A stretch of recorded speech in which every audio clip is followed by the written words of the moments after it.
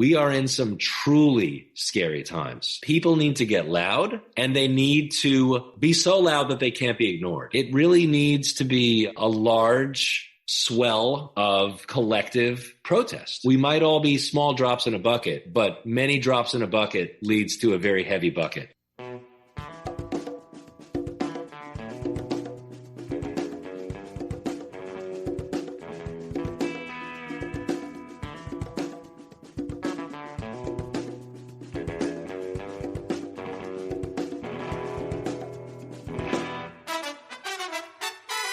Welcome to episode 97 of the Refuse Fascism podcast. This podcast is brought to you by volunteers who refuse fascism. I'm Mark Tinkelman, one of those volunteers and host of this week's episode. Sam Goldman is sick this week. Refuse Fascism exposes, analyzes, and stands against the very real danger and threat of fascism coming to power in this country. Today, I'm excited to share with you a conversation Sam had on Holocaust Remembrance Day with Tony Wolff, an artist whose recent work, Where is Evil?, spoke to deep questions of this moment. It was fitting to speak with a comic illustrator the same week that Art Spiegelman's mouse was removed by a school board in Tennessee. The boundaries of public discourse were a major cohering theme for this week in fascism.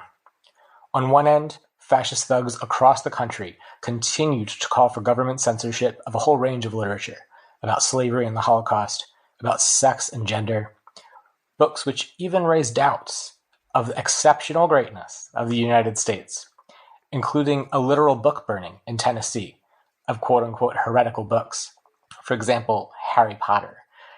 And fascist politicians like the governors of Texas and Florida and Virginia advanced their efforts to indoctrinate a generation of Amerikaner youth ignorant of the rotten history and criminal present-day reality of this country. But that wasn't all.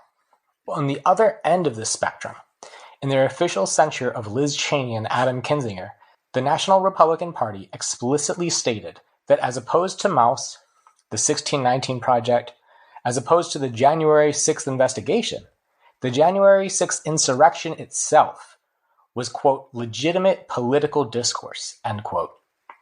This was not some Matt Gaetz press conference. The Republican National Committee is the most senior body of the party. As CNN noted, the move to censure Cheney and Kinzinger is unprecedented and marks the first time the National Party has rebuked an incumbent congressional Republican, much less two, with a formal censure backed by its members.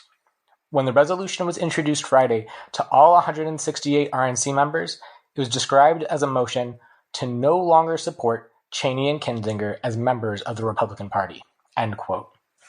These two Republican representatives have not broken ranks on issues like voting rights, abortion, education, COVID, foreign policy, or campaigned against other party members or anything like that. They just don't venerate the big lie, and they sit on an investigative body into the January 6th insurrection.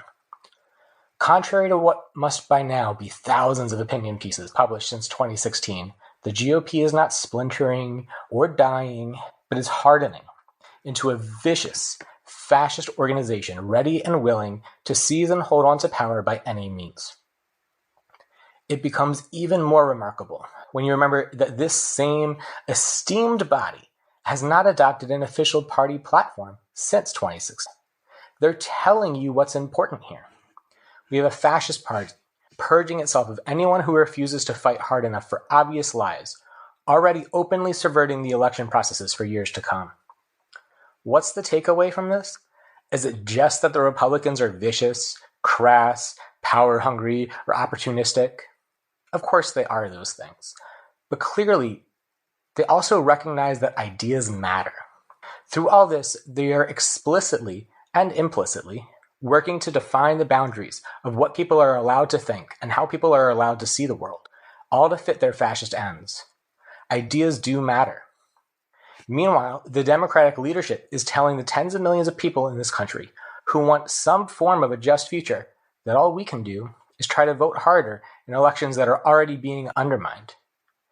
We need to legitimize a whole different political discourse, one that supports action to stop this fascist onslaught, action of the people, and fosters a search for deeper answers about how to create a radically better world here in the real world. Now, here's Sam's interview with Tony Wolff. So today, it's Holocaust Remembrance Day, and I wanted to bring on someone to the show from a little bit of a different perspective, an artist. Today, I'm joined by Tony Wolff. Tony's an actor. He's a voiceover guy. He sings. He's an artist. He writes. But today, I want to talk to him about his comics. In particular, a comic essay he did on Where is Evil. And I think it relates both to the anniversary that we're marking today, but also the moment we're in. And I'm really glad that we're doing it. So, hey, Tony, thanks for joining us. Hey, Sam. Thank you very much. I'm very happy to be here. You are a comic creator amongst many other things. And I wanted to start with, we're now in a year of Biden presidency, a solid year now. How are you seeing the fascist danger? What are you thinking about the moment that we're in? How have things changed and how have they stayed the same? So one thing I've been thinking about in the last year, especially, we see it playing out still now. It might seem reductive or trite, but I think we're really starting with the first years of the Trump presidency and culminating with the summer of 2020, Black Lives Matter, and this continual fascist authoritarian push from the Republican Party, beginning with Trump. Well, you can even see the roots of that going back to Reagan and Newt Gingrich and the moral majority and Jesse Helms. But these last several years and now, I don't know if this is too reductive to say, but I think history is going to look back at this era. And you could even maybe put this in capital letters, the second civil rights era. We know the 60s and to some degree the 70s as the civil rights era. That's how it's referred to in social studies and history. But I really think it is astonishing the degree to which we are seeing so many of the same themes and a lot of the same playbook from the conservatives, the Republicans, and in many ways, sometimes even worse and even more totalitarian quashing of the rule of law, flouting of the rule of law. And I think if we get through this as a functioning democracy, you're never going to eliminate all of these trends. You're never going to eliminate fascism or these people that want this conservative, fascist kind of oppressive government or lack of government. But I think if we get through this, I'm hard-pressed to envision how this isn't considered the second civil rights era in uppercase capital letters. And it's just astonishing to me every day, every week, how the Republican Party has continually doubled down on all of this blatantly anti-democratic, repressive, chaotic, really, completely bending the law to their aims, to their devices. In a way, it's very similar to, I guess, McCarthyism Trump was mentored by Roy Cohn.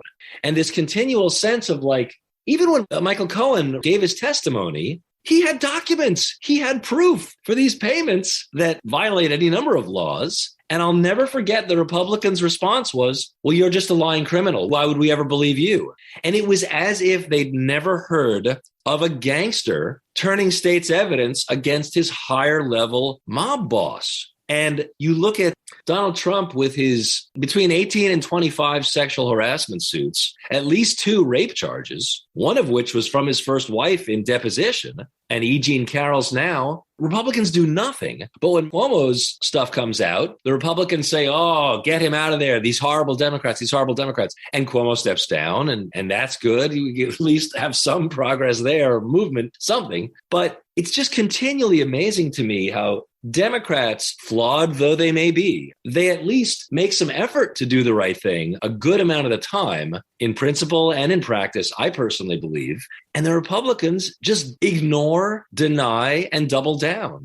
I know there's a large portion of the left who feels that the Democrats as an institution are sort of useless and they don't go far enough and they're just as bad as the Republicans. And I personally do not think that. With all the Democrats' weaknesses and flaws, when they say, oh, Biden's not giving us everything we want, so therefore he's terrible, or he's useless, or he's senile, or he's this, or he's that. If Biden is a 7 out of 10 for them, Trump was a -5 out of 10 for humanity. It's astonishing. So in any case, I was always interested in politics. I consider myself kind of mentored by really good junior high school and high school teachers, one of whom I'll give a shout out to, a woman named Goldie Siderman, who was probably one of the best teachers I ever had. I grew up in Long Island and we were at a public high school district. And Mrs. Siderman, Goldie Siderman, who's still around, I still email her and we still discuss what's going on in the world.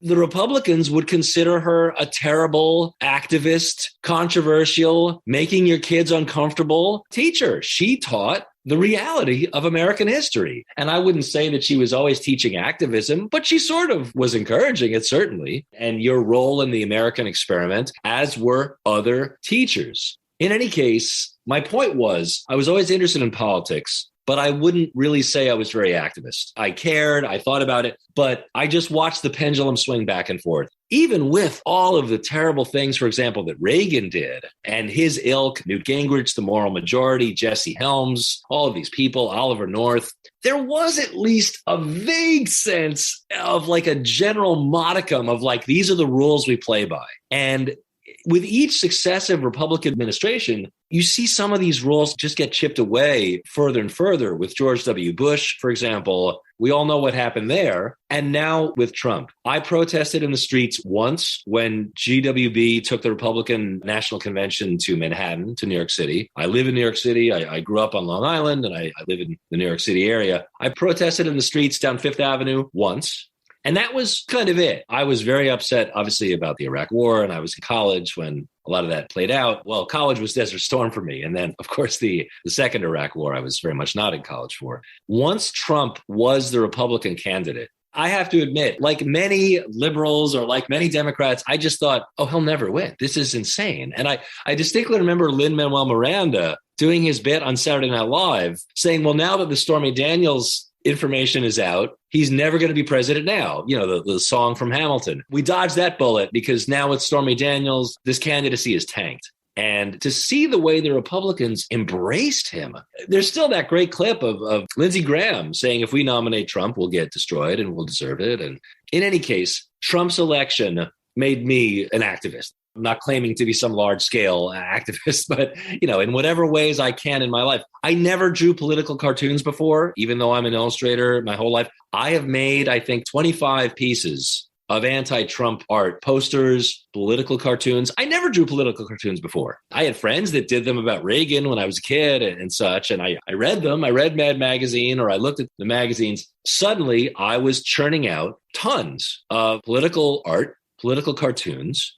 Do you remember the moment when you did your first? Oh, it was the day he was elected. It was election day. There's a famous image in comic books of Jack Kirby drawing the cover of Captain America #1 where he's punching out Hitler. And at the time, by the way, they received death threats for publishing that comic where Captain America is punching out Hitler. You know, there were a lot of sympathizers in Manhattan and in the New York area. And that was very controversial at the time because I don't even think America had entered the war at that point. There was still that period where America was reluctant to get involved in the European war. So I drew, as has been done countless times. I'm sure I'm not the only person to have drawn it, especially with regards to Trump. But I drew it on election day. And it's very funny because I drew Rudy Giuliani in the background next to David Duke of the KKK. Because at the time, it seemed that Giuliani was going to be selected for the Trump administration. He was not, but we all know, of course, that Trump quickly later went to Giuliani for assistance and support and how all that played out.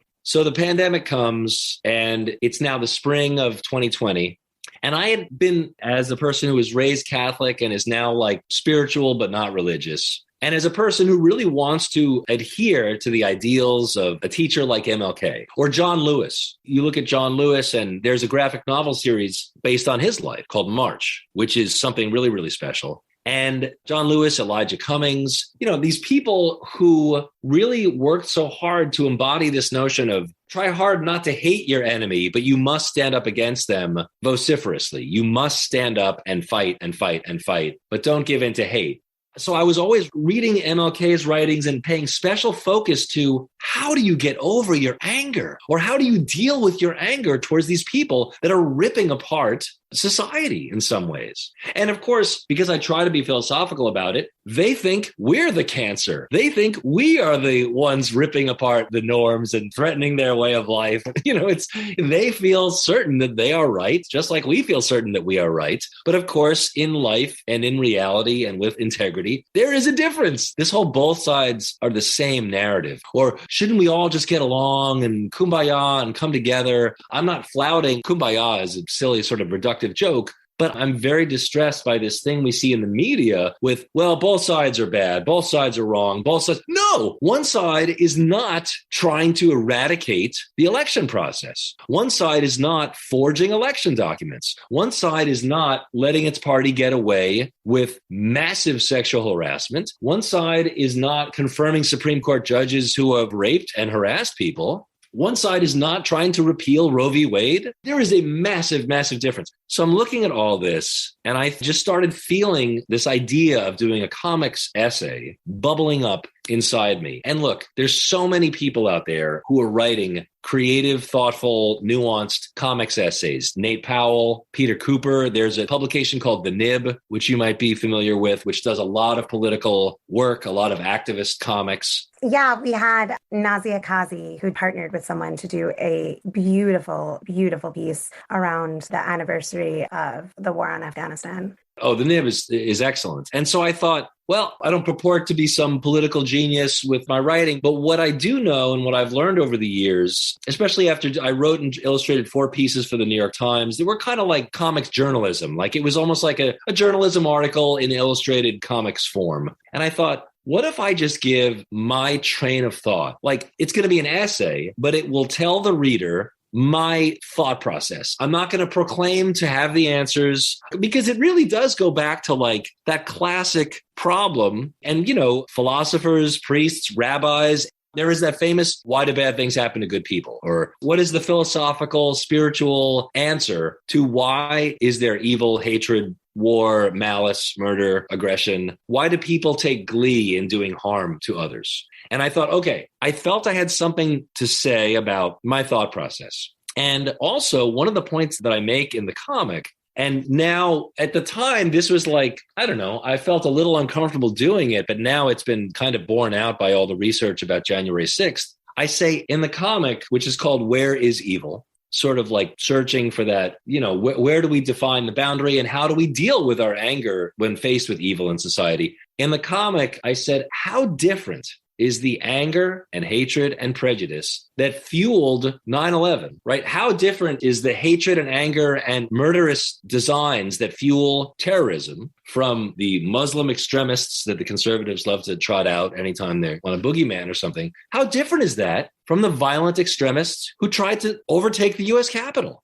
It's not different. It is the same zealot-fueled hate. It is the same sheer danger and violence and a destruction of basic societal norms. And there is a comic book where a comic book writer named Alan Moore, who famously did Watchmen, tried to sort of grapple with this notion of what is the balance of good and evil in our world philosophically. And I used to live in Hoboken, New Jersey, and there's a 9/11 memorial in Weehawken that has girders from the actual Twin Towers. And I thought, that was like the germination. I'd been wrestling with this idea for a while, but once I saw that, I thought, that's my opening image of this story. Looking at this Weehawken 9/11 memorial, I've never seen pictures of it. Like, it's not a 9/11 memorial that ever gets visually referenced in the press, in the media. It's Weehawken. It's not the middle of Times Square. It's an area that doesn't get a lot of attention. So I thought, you feel very small looking at this girder is 3 stories tall. And I just thought that's the opening image. And then I'm just going to take people through my train of thought. I do almost, as a mostly lapsed Catholic, I find myself thinking about this notion of like Jesus on the cross saying, forgive them, they know not what they do, as he was crucified. But the only principle I mean to take from that is I might feel in my everyday life tremendous anger and even hate for all these people that I see gleefully rejoicing in so much harm, so much prejudice, so much fear-mongering, and what I believe is evil. but knowing that they are misguided. But of course, you can't just say, oh, well, they're misguided. We hope they get better. This misguided nature is leading to countless deaths, and it's leading to real dangers. We're creeping closer to fascism and authoritarianism. We see it, speaking of comics and graphic novels, today's news, they want to ban Art Spiegelman's mouse. So all of what you brought up brought me to three thoughts that I'm having simultaneously. One of them is, in your piece, the takeaway to me isn't, so evil happens and we just got to deal. We just got to love it away. There's a part in your essay where you say there is evil in all the worlds and we must stand against it. And you also say, and are not the flames of violence fanned by those who enable violence? And is it not also evil to enable evil? Yes. And I think that, to me, that underscores the imperative of those who sense the danger and see the danger to be sounding the alarm, in the way that you are using your art and your skill set to do that. And so everyone has a role and everyone has a responsibility. And that isn't saying that the audience is those who are full of the most vicious white supremacy, the most vicious misogyny, that you're going to turn their thoughts around, but that everybody that's on the sidelines looking at this, saying that they don't want to stand with that they have a role to play and that they have a responsibility, and marshaling our power in the ways that we can to kind of put a spotlight on this danger and build the collective strength that's going to be needed to fight against it. So that's just one thing that I wanted to say. And then I did want to get your thoughts on what's happening in Tennessee. And first, I want to let you speak about what we learned about the banning, which was, I think, 10-0, and what your thoughts on that were and what you think that is indicative of.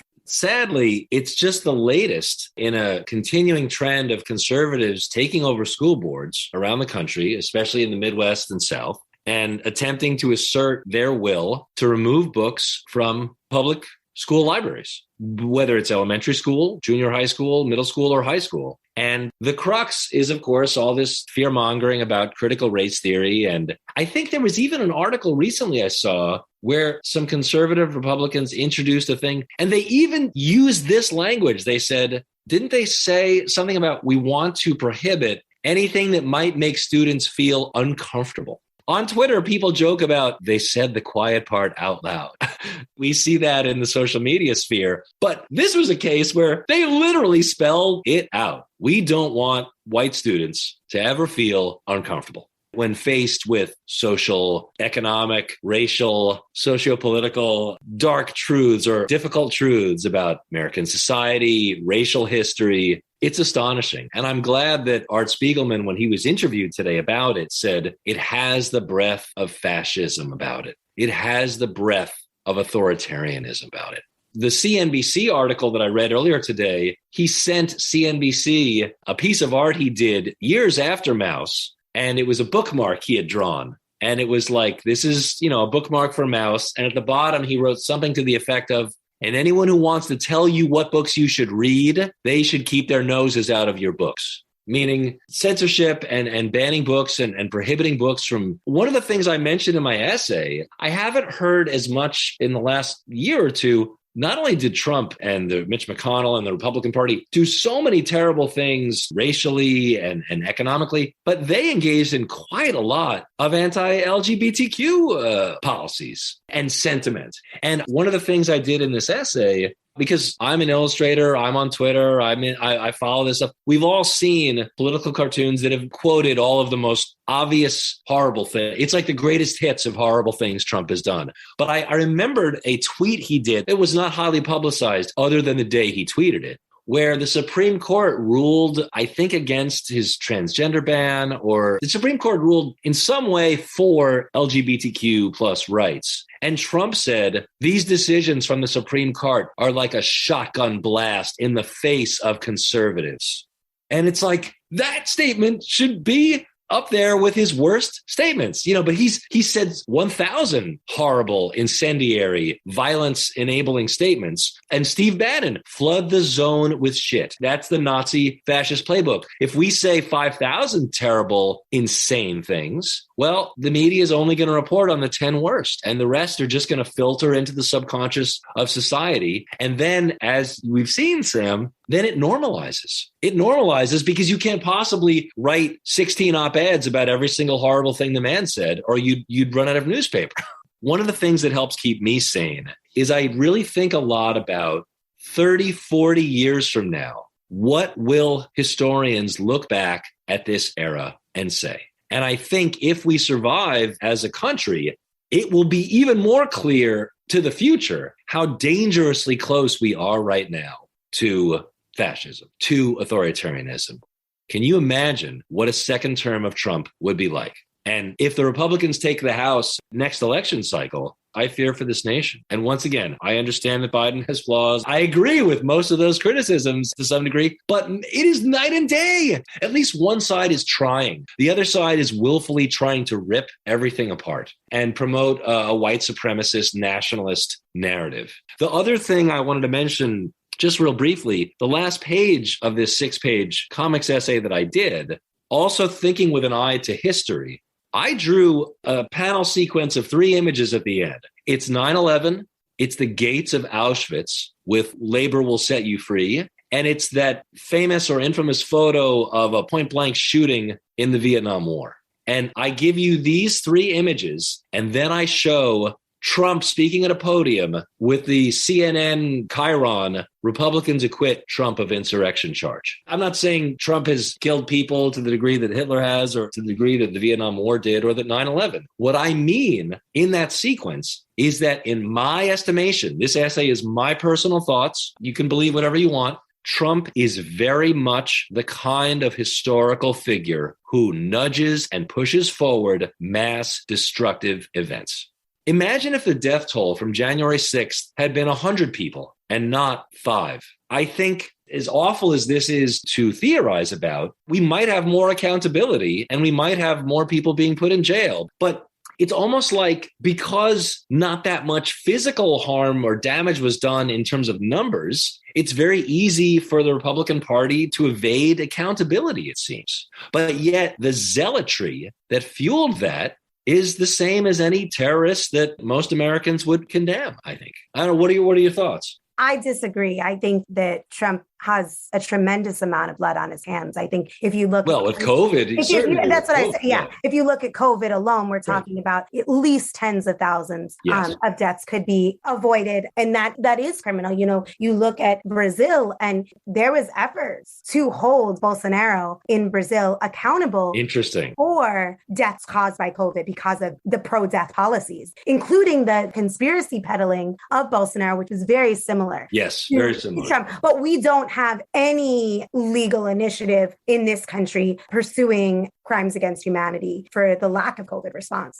for Trump. So then you think about all of what happened to immigrants. I mean, yes. The family separation policy. Tremendous amount of death and suffering that was caused, and the lasting threat. In some ways, I think it is a miracle that somehow over the 4 years that he was in power, that there wasn't a nuclear catastrophe. Yes. We were lucky, but there's no permanence in it. I did want to say about the banning of Art Spiegelman's mouse in Tennessee. There was a piece that CNN put up, an opinion piece by David Perry. And I thought this quote linked up really well with what you were saying, was to ban mouse for being an uncomfortable read is in fact to be against teaching the Holocaust, regardless of the school board members' protests to the contrary. And I definitely agree that it's part of a larger movement. And I was glad to see Art speak out against it. I only saw a little snippet of his interview, but I'm glad he's using the F word. I'm glad that people are outraged about it. My question is where that outrage goes, because right now we are in a situation where the most vocal, the most organized, the most passionate are those with the least sense of humanity and the least grounding in reality. Meaning on the side of the Republicans and conservatives? There's nothing conservative about it. Right. We are talking about a straight up, I will use the word Nazi program. Of course. Forward at these school board meetings. And not just at these school board meetings, we see the mobs that are assaulting election officials, that are going after healthcare workers. It's everywhere. And those who we like to call the decent people, we're being a little too silent. And I'm not saying that we're bad people, but we gotta make some noise, because this isn't just going to continue on the same path. we're not dealing with regular politics. They are not civil. This is not about discourse. This is not about an argument. This is about really a mob mentality. And I'm not saying that by any means that we become violent or that we mimic their tactics in any way, but I do think that we got to stop making excuses for them. We got to stop talking about how hard it is for them. We got to stop with this economic grievance nonsense. Of course. That's not what it's about. We've got to call it out for racism because that's what it is. And I think that we got to say straight up, using the F word is not the worst of name calling. We're calling it what it is. Yeah. And I basically think that we've got to make some people uncomfortable because there's no going back to normal. Like any illusions that people have that we're going to go back to normal, it is going to go one way or another. And if our side remains in a state of constantly conceding ground and the public square and discourse to those who want women slammed back to the dark ages, who want LGBTQ people erased from public society, who want the recodification of Jim Crow, all this shit, they're going to win. They're going to have it all. I relate. It is the word that comes up in my mind very often. It is infuriating. We feel outrage, and the famous saying, if you're not outraged, you're not paying attention. And it is deeply not only troubling, but for me, it's very often infuriating. I volley back and forth between feeling more mired in frustration, but then remembering that, well, all we can do is push back as hard as we can, nonviolently, but we must give as much pushback as we can because pushback is the only thing that works because you and I are not in elected office. But even if we were some millionaire, Jeff Bezos or George Clooney or whatever, everyone does not have as much influence as individuals. It really needs to be a large swell of collective protest. I guess as we close out our conversation, I could talk to you forever. The power of art. Can you talk a little bit about how you see the role of the comics that you create, but art in general in this moment in terms of that collective and how we can move people through art in ways that we may not otherwise be able to move people? I'm a big proponent of the arts, and in many ways, I just feel like the arts gave me direction and saved my life in various ways. And the visual arts, but I would say all of the arts. And it's funny, the reason I say conservative and Republican, I always want to name those because sometimes in the political discourse, they'll be like, well, I'm a principled conservative. Sometimes the word conservative, in my mind, gets used as code for like, oh, I'm one of the good conservatives, or I just want responsible fiscal policy or whatever. But it's so deeply distressing to me that pretty much all the conservatives were very willing to go along with Trump because it meant they would get what was in their goodie bag. I don't want conservative to just be this like get out of jail free card for embracing all of this awfulness. Like William F. Buckley. Oh, I'm just a polite conservative. William F. Buckley. You watch that William F. Buckley debate with James Baldwin. He's devoid of empathy. There's a lot of these conservatives just lacking in human empathy. This is my personal perspective. But in any case, I think the arts have power. You know, going back even to the 1800s, political cartoons, we still are aware of some political cartoons from the 1800s, from the 1900s. Thomas Nash, Boss Tweed, all these phrases, many of them were birthed. Even the image of the elephant and the donkey. There's a couple political cartoonists that I've seen in the last couple of years. Michael Deader, Deadder, doing a lot of great protest work about the Republican administration and Trump. And J.R. Duquette. He's done so many great works. I just think the arts tend to get stronger when I think the country is in danger. Because you did see more indie sort of punk aesthetic, for example, pushback during the Reagan administration. And I lived through that. And this might sound silly or reductive, but I don't think it is. The harder they try to clamp down on us, the more the arts respond and make statements creatively, film, visual, plays, basically saying, we're not going to stand for this. In fact, we're going to state what we believe in, which is antithetical to this oppressive, conservative, fascistic, authoritarian movement. And even in the 80s, it's always framed with, well, we're decent Americans and those other people, they're the dangerous. They're the ones you have to watch out for. We are principled Judeo-Christian, whatever. We're the white people. And you don't want those other dirty people, these people we're characterizing as the other and as abnormal. That's the big thing, right? Especially in the 80s. Anyone who is seen as abnormal or different, it's very easy for Republicans to marginalize those people. And I still cannot even believe that something like the moral majority even existed. Like the phrase alone is hypocritical. I think the arts matter more than ever in times like this. We've all seen images, whether it be a comic or a cartoon or music, an album, plays.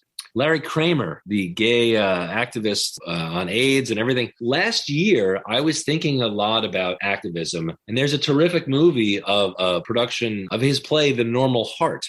So good. And Mark Ruffalo plays Larry Kramer. And oh, good. I mean, Larry Kramer kind of epitomizes what you were talking about. People need to get loud, and they need to be so loud that they can't be ignored. That famous video, because I watched the original video too, of Larry Kramer screaming the word plague over and over. And then, of course, watching it during COVID was also chilling on many levels, because here's all the Republicans, most of the Republicans, saying, oh, COVID is not that bad and they can't shut down the business. And it's really staggering. The arts are not everything, but they certainly matter, especially in times like this. The other crazy thing, Roe v. Wade has been the law of the land for 3 decades, roughly. Mouse has been taught at all levels in schools for decades, since the 90s. So it, again, is an example of what you mentioned, wanting to go backwards. Things that were accepted as useful parts of the mosaic of society, Republicans are now attempting to rip those out of society and say these are not allowed anymore because they make white people feel uncomfortable. The Supreme Court often uses the word chilling in their dissents. Or a legal term, this is a chilling effect on free speech, or this has a chilling effect on this precedent. The word I think of a lot now is chilling. These are truly scary times. It's easy for many of us to just go, I hope it'll go back to politics as normal. Oh, well, what can we do? It's very frustrating because I feel that sometimes too. How much influence do I have? I don't feel like I have all that much influence, but you still want your voice to be counted. If you were held at gunpoint and called to account for your life, who do you stand with? As much as the media promotes this both sides nonsense, which I think is very destructive and dangerous most of the time, I don't think it's useful. This really is. Whose side are you on? And there's a cartoonist actually from the 70s, I believe, named Stan Mack. He did a thing for the New York Times about a year ago, and I clipped it out and saved it. It's basically equating the Republicans to fascists. And he said, I will never goose step with them. And I think it's called It Can Happen Here, or, It Can Happen Here, or Can It Happen Here? And it's funny because sometimes people will say, oh, you're just being histrionic. They're not fascists and it's not that bad. And we are in some truly scary times. I'm not saying anything that most of your listeners or all of your listeners don't already know, but the arts matter. Certainly, I think they do. But a lot of people still don't know that Born in the USA is a song about Vietnam and about criticizing America. They think Born in the USA is apple pie and Republican National Convention song. I'm going to put in the show notes a link to the comic. And I wanted to give you an opportunity if there's anything that you want to tell people in terms of your work, where to check it out, things that people might want to look into.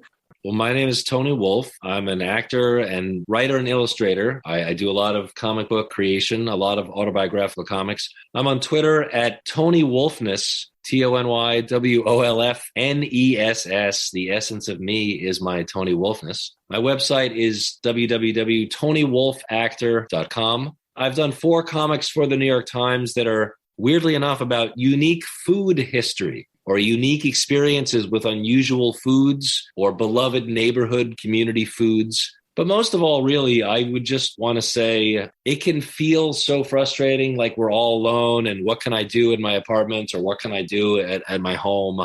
But whatever we can do, it's that classic metaphor of we might all be small drops in a bucket, but many drops in a bucket leads to a very heavy bucket. In times like this, Everyone just push back as much and in as many different ways as you can. Whether you have children or not, I do not, but I frequently think about, could I look my theoretical future children or grandchildren, whether I ever have them or not, could I look them in the eye and say, I tried to speak out. I tried to stand up for what I believe was right. Because I really think that's where we are in the last 6 years, and maybe even certainly going back to the Reagan years. It's a dangerous time. And I'm so glad for you, Sam, and for your work and your activism and for Refuse Fascism and so many other groups like it, because like you said, it's volunteer and we need this. We need people like this, and we need organizations that push back. All we can do is push back as much as we can and in all the ways that we can come up with and think of,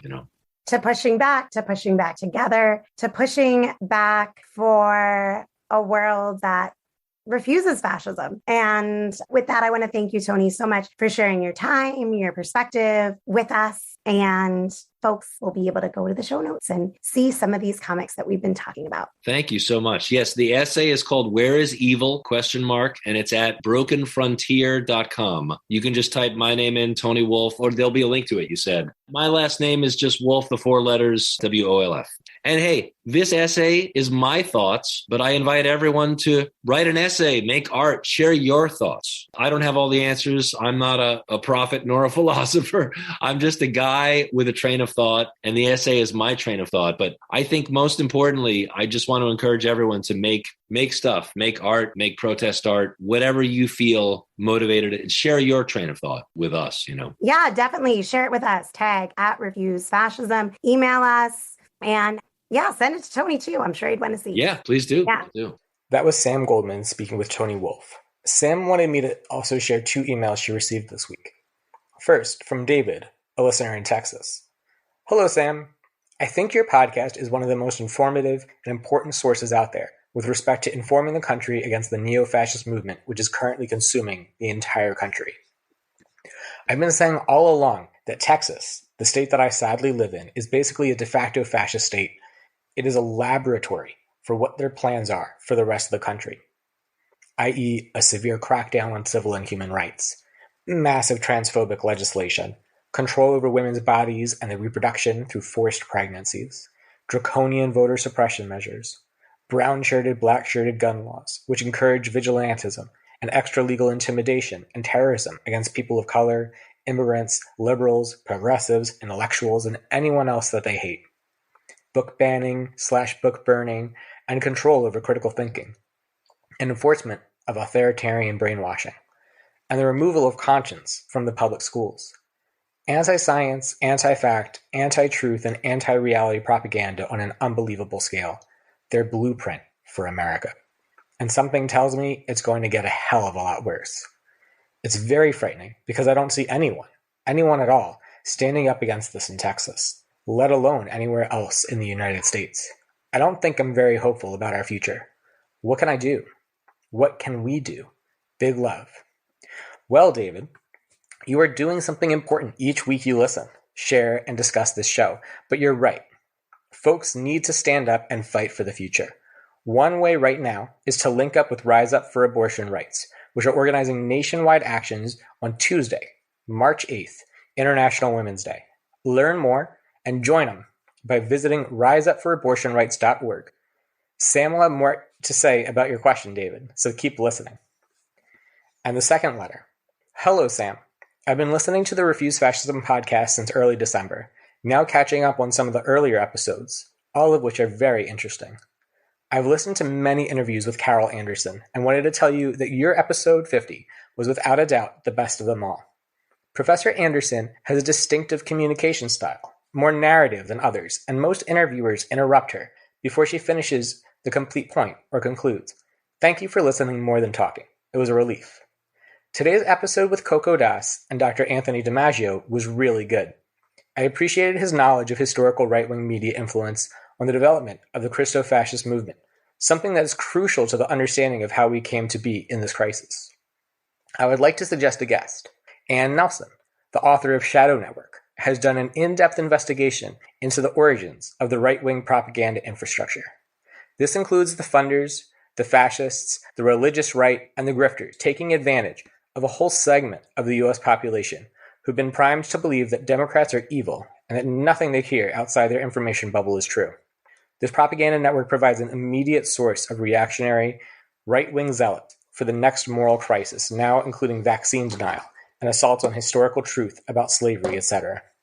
For me, her book explained so much. I know that many on the left have no idea how powerful the existing right-wing media is. We cannot fight what we do not know. Ann Nelson has a number of online interviews that you may be interested in, and her book is invaluable. It would be a great addition to the information provided by Dr. DiMaggio. Thank you for all you're doing, Ann. Ann, we got you. Next week, we're bringing on Ann Nelson. Thanks for listening to Refuse Fascism. We want to hear from you. Share your thoughts, questions, ideas for topics or guests, or lend a skill. Tweet Sam at Sam B. Goldman, or you can drop her a line at Samantha Goldman at refusefascism.org, or leave a voicemail by calling 917-426-7582. You can also record a voice message by going to anchor.fm/refuse-fascism and clicking the button there. Want to support the show? It's simple. Show us some love by rating and reviewing on Apple Podcasts or your listening platform of choice. And of course, subscribe, so you never miss an episode. Chip in to support our pod and content creation to help people understand and act to stop the fascist threat. You can donate by visiting refusefascism.org and hitting the donate button. Venmo, refuse-fascism, and Cashapp at refusefascism. Thanks to Richie Marini, Lena Thorne, and Sam Goldman for helping produce this episode. Thanks to incredible volunteers, we have transcripts available for each episode, so be sure to visit refusefascism.org and sign up to get them in your inbox each week. We'll be back next Sunday. Until then, in the name of humanity, we refuse to accept a fascist America.